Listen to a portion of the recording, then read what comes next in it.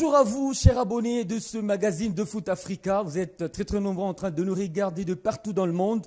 Et bienvenue justement à ce numéro d'ailleurs qui va devoir vous faire ses comebacks en rapport avec les compétitions interclubs de la CAF. Mais tout de suite, le sommaire.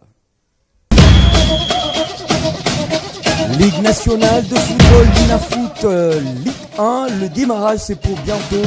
Retour sur la récente réunion tripartite entre le Camp Nord, la Linafoot et le ministre des Sports et Loisirs Didier Boudimbu. Et vous aurez dans cette édition le programme en rapport avec la première journée de ce championnat d'élite en République démocratique du Congo, réparti en deux groupes pour le compte de ces deux zones, la zone de l'Ouest et également la zone de l'Est-Sud.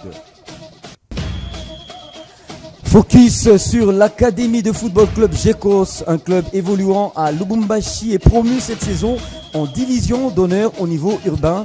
Et nous allons vous proposer ici cette interview que nous avons réalisée avec les tuteurs de l'Académie. Il va devoir nous refaire l'historique de cette école de football résident à Lubumbashi en République démocratique du Congo, au quartier Somika.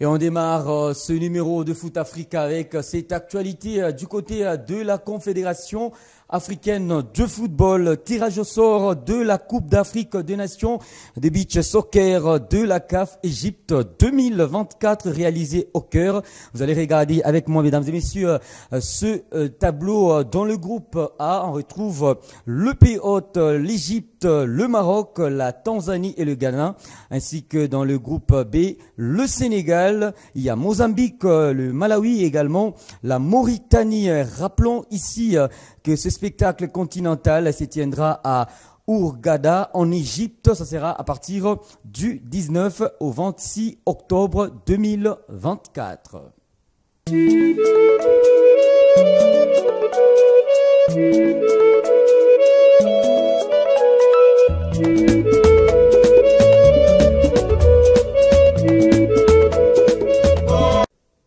Nous allons à présent, mesdames et messieurs, vous parler ici de la Super Coupe de l'entente urbaine de football de Lubumbashi, édition 2024-2025. Et lors de cette rencontre qui a eu lieu, c'était au terrain Joli Site, nous sommes là à Lubumbashi, en République démocratique du Congo. Le football club Aigle Volant s'est imposé sur la marque de 3-0 face à l'équipe de Lumumba. Et à l'issue de ce match, le président de cette entité, le docteur Pablo Ngwej, s'est exprimé. D'ailleurs, je vous prie de le suivre.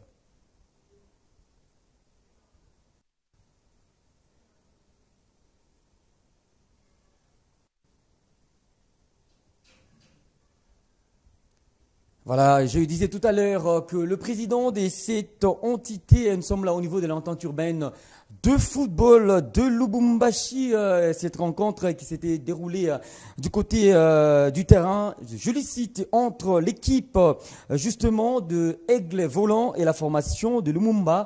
Le score était de 3-0. Tout à l'heure, on a essayé de vous proposer cette interview, justement la réaction de la part du président de cette entité, le docteur Pablo Ngwej. Il s'est exprimé, c'était justement après cette rencontre de la Supercoupe. Là, nous pouvons déjà annoncer officiellement que nous démarrons. Nous été l'organisation des coupes africaines qui vont se jouer ce week-end.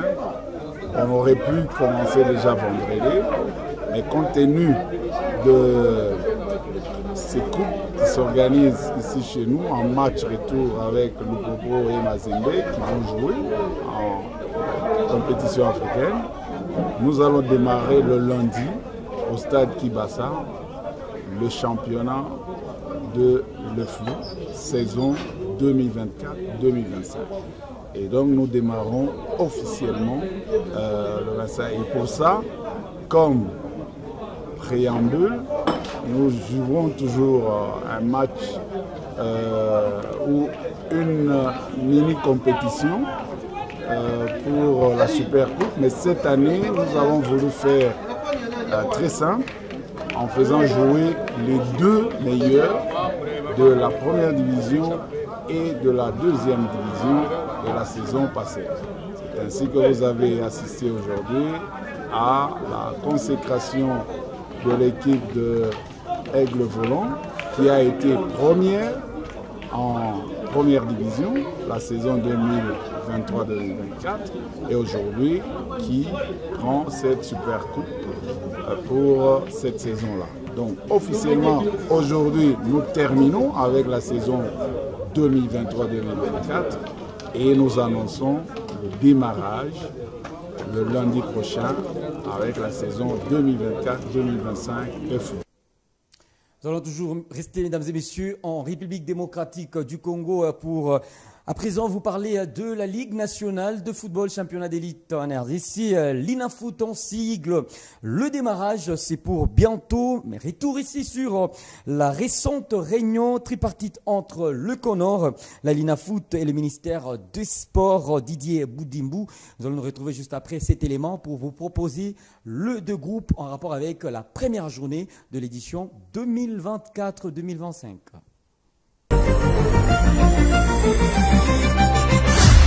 Nous avons eu une longue séance de travail avec son Excellence Monsieur le ministre de Sport et Loisirs qui a eu l'avantage de nous convier à cette séance de travail où nous avons eu à faire pratiquement le tour d'horizon de tout ce qui est lié au football national. On a parlé des équipes nationales, on a parlé des infrastructures et évidemment on a parlé du championnat national, ce qui justifie la présence de la l'INAFOOT avec nous. Le championnat va commencer selon le communiqué qui a été diffusé par la l'INAFOOT.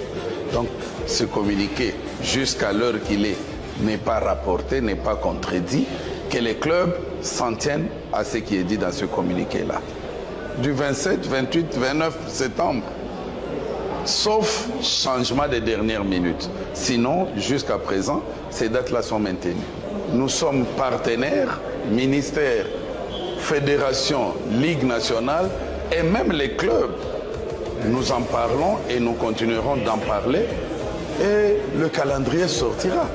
On ne va pas cacher le calendrier. Vous verrez qui sont qualifiés pour jouer et qui ne le sont pas.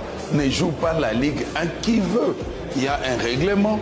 Il y a un règlement, les règlements généraux et sportifs, il y a un règlement ad hoc du championnat et tous ces instruments sont utilement exploités pour que le championnat se joue selon les normes.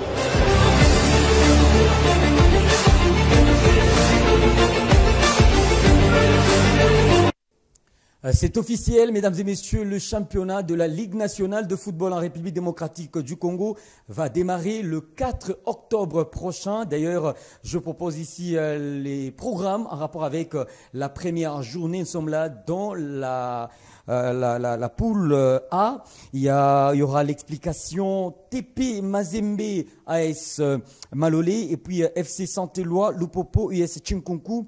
Les Salésiens de Don Bosco, ils vont devoir recevoir l'équipe de l'US Panda et puis Lubumbashi Sport, GS Groupe Bazano, AS Simba, Sa Majesté Sangabalende, Blessing Football Club Tanganyika. Et dans le groupe B, rapidement, il y aura aussi deux rencontres en rapport avec la première journée de la l'INAFOOT. New Jack FC sera face à l'équipe de l'AS Magny-Magnon et les Aigles du Congo en découdront avec l'équipe de Angers Vert et puis Vita Club Bukavu Dawa, FC Étoile du Kivu AS Dauphin Noir et OC Renaissance AC Kouya. Dariclum Motema Pembe va devoir bataille dure lors de cette première journée. Ce sera face à l'équipe de Céleste, une formation qui avait joué la récente finale de la Coupe du Congo. Vous allez vous rappeler, c'était devant l'équipe de l'AS Vita Club de Kinshasa. Interclub CAF à présent, nous allons parler ici de la Ligue des champions de la CAF.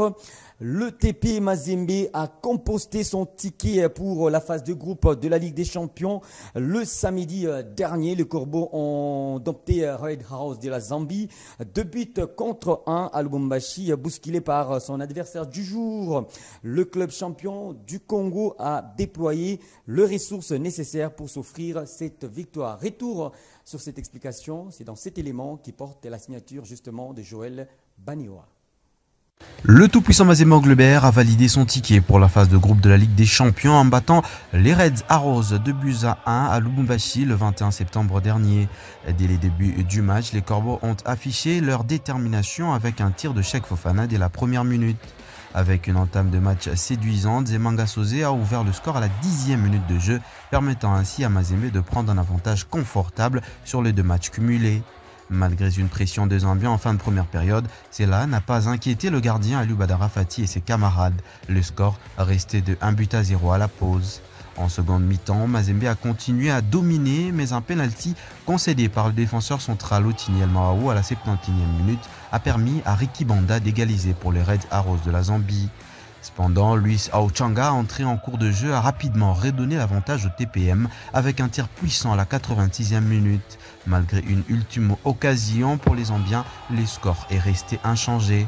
Fin du match, 2-1 en faveur des Corbeaux de Mazembe avec un score cumulé de 4-1. Les hommes de la Mindiaye accèdent donc à la phase de groupe pour la 2e année consécutive.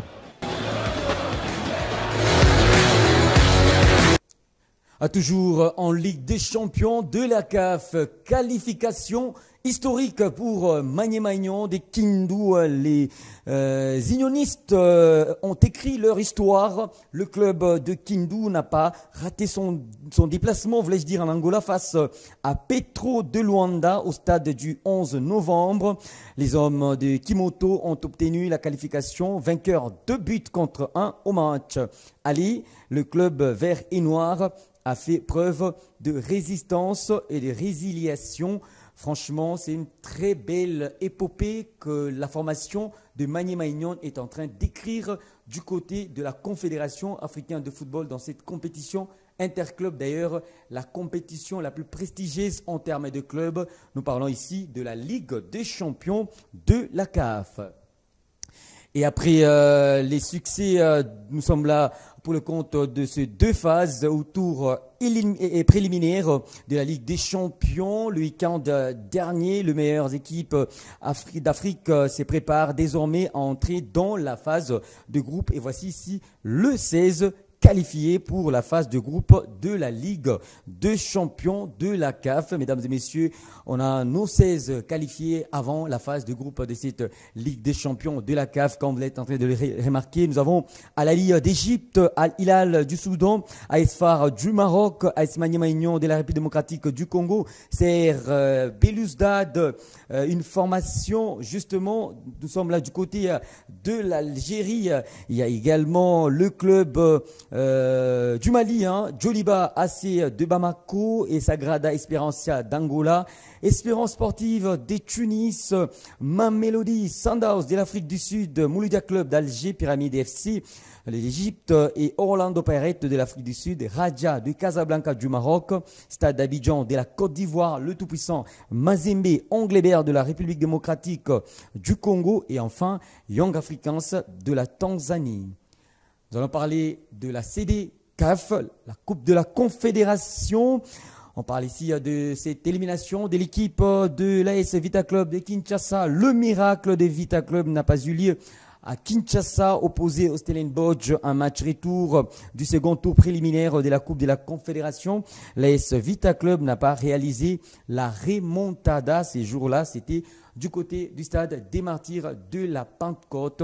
Et le score à l'issue de cette explication, c'était un but partout. Et je vous prie d'ailleurs de revoir ou pourquoi pas revivre encore une fois le film de cette rencontre de la Coupe de la Confédération qui porte la signature de Jean-Claude Sefou Sadiki.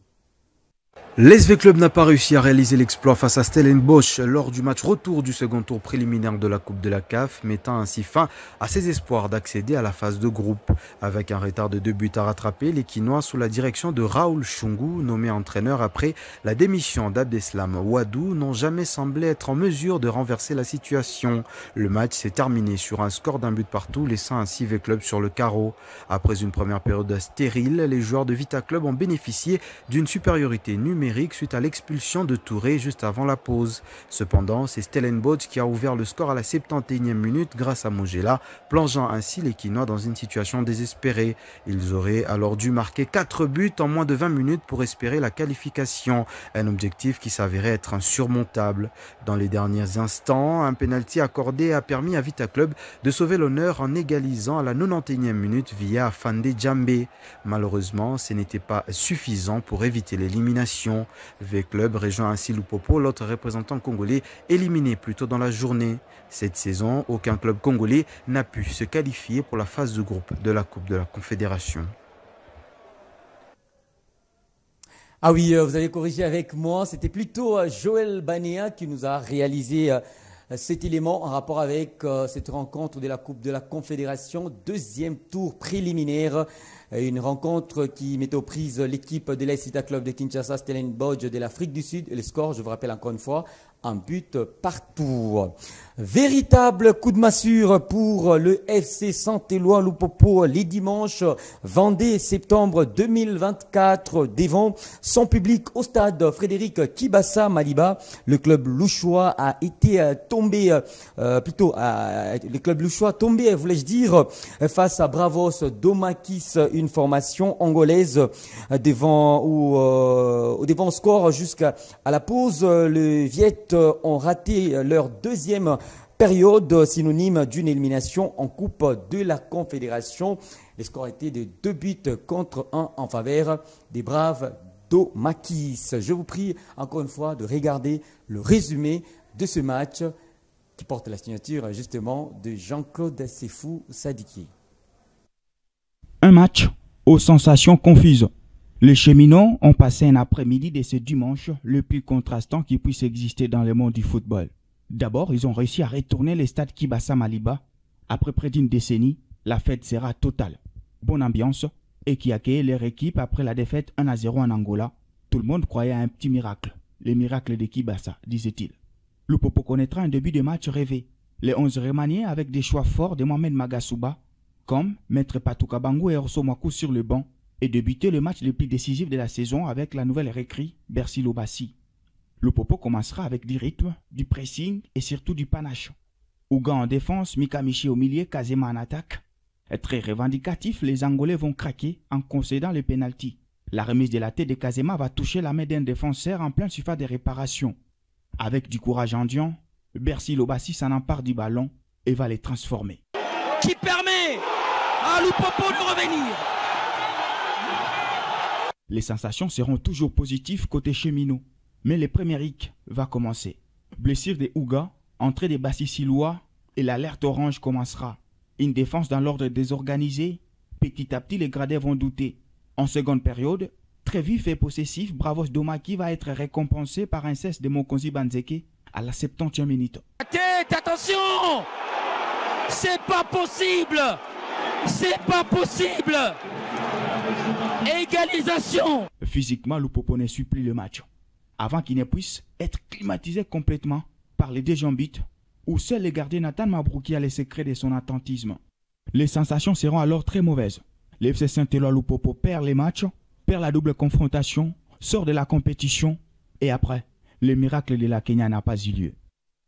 Voici à présent le 16 qualifié pour la phase de groupe de la Coupe de la Confédération africaine. Nous avons le stade malien, Zamalek FC d'Égypte, Berkane du Maroc, Lundasoul de l'Angola, Sfax de la Tunisie et puis CS Constantine d'Algérie, Simba de la Tanzanie, Bravos Domakis d'Angola, Orapa United, Stellenbosch d'Afrique du Sud, Enyimba Daba du Nigérien, Black Bull de Al Masri d'Égypte, Assak Mimosa d'Abidjan et Jaraf du Sénégal, enfin USM d'Alger.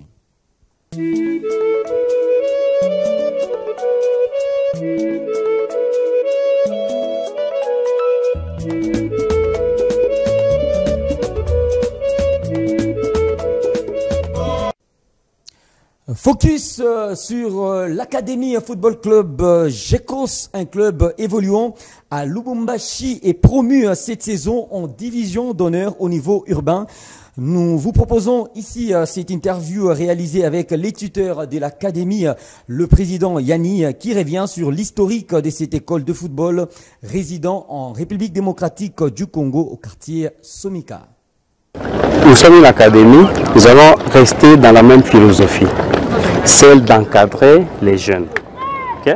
Celle d'encadrer les jeunes, et on commence par la détection des jeunes, on ajoute ce qu'on peut ajouter comme formation footballistique afin qu'on sert des clubs tels que Lupopo, Mazembe avec nos talents. Donc nous restons dans la formation.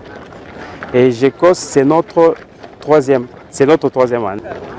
Qu'on sert des clubs tels que Lupopo, Mazembe avec nos talents. Donc nous restons dans la formation. Et Jekos, c'est notre troisième année. C'est donc fini, mesdames et messieurs, en rapport avec ce numéro de Foot Africa. Je dis merci à cette grande équipe du côté de la régie. Je vois Orphée Prince Mutoka et le capitaine Christian Kassindi. Nous allons nous retrouver, mesdames et messieurs, ça sera la semaine prochaine pour une autre livraison justement de Foot Africa avec des très belles nouvelles en rapport avec l'actualité football du côté d'Afrique. Ciao, au revoir. Thank you.